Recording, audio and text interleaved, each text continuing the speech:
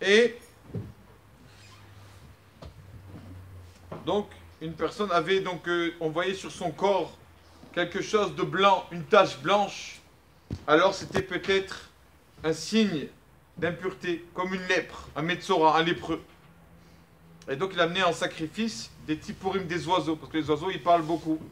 Et donc, pareil, pour pardonner ce qu'il a fait, qu'il a trop parlé, c'est pour ça qu'il a amené des oiseaux. Et nos sages demandent, si on regarde le blanc dans la Torah, le blanc, c'est toujours quelque chose de pur. À Kippour, on est comme des anges, on se met en blanc. Le Shabbat, on se met en blanc. Le blanc, toujours, c'est un signe de pureté. Comment ça se fait que là, dans la paracha de Metzora, quand quelqu'un a une lèpre, c'est blanc, ah, c'est impur. Comment ça se fait? C'est le seul endroit dans la Torah où on voit que le blanc est un signe d'impureté. Nos sages disent que justement, c'est pour nous donner une belle leçon. Que souvent, on se croit blanc. Baruch Hashem, j'ai eu mes tefillines, je fais ça, je mange kasher. On se croit blanc. Personne n'y croit que du moment qu'envers Hashem, il fait les mitzvot qu'il doit faire envers Akadosh Baruch Hu, il se croit blanc. On lui dit attention, tu peux être très blanc, mais des fois tu peux être Chas Shalom, même que tu es blanc, des fois Chas Shalom ça peut être un signe d'impureté. Nous ou pas.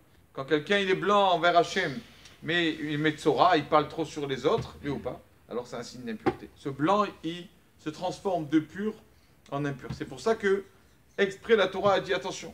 Le lépreux, la tache, des fois, elle est blanche. Parce que le blanc que tu as, c'est pas toujours, ne crois pas que tu es blanc. D'accord? Des fois, même quand on fait des mitzvot et tout, malheureusement, on n'est pas blanc. C'est ça ce qu'il dit. Et c'est connu l'histoire qu'une personne qui a demandé Man Bae Samchaye, un monsieur qui a dit qui c'est qui veut un élixir de vie, marcher dans la rue? Psh, tout le monde veut un élixir de vie. Qui ne veut pas un élixir pour vivre longtemps?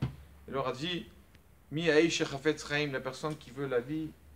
Netzor le Shodramera. Plus mieux tu te la fermes, le mieux tu auras plus longue vie. Pourquoi quand quelqu'un qui ne parle pas beaucoup, il aura longue vie? Parce que, nos sages disent que la personne, il a, comment dire, un quota de mots dans sa vie. Oui ou pas? Donc, s'il garde ce quota, oui ou pas, il vivra plus longtemps. Mais s'il débite trop vite, le quota, il va se finir plus vite. Donc, si tu veux une assurance vie, c'est de un peu se taire, c'est là l'assurance vie. Il y avait un Rav, je crois que c'est le Rav Kaminsky, je crois, qui on lui est venu, une fois un monsieur est venu le voir, il lui a dit Rabbi, je dois vous parler, c'est une question, je dois vous parler d'un problème assez vital. Il a dit viens, rentre chez moi, on parle à la maison. Il lui a dit Rabbi, je travaille dans les assurances, je veux vous inscrire à un projet, quelque chose de magnifique. Il lui a dit comment c'est quoi? Il lui a dit ça s'appelle assurance vie. Assurance vie. C'est quoi assurance vie?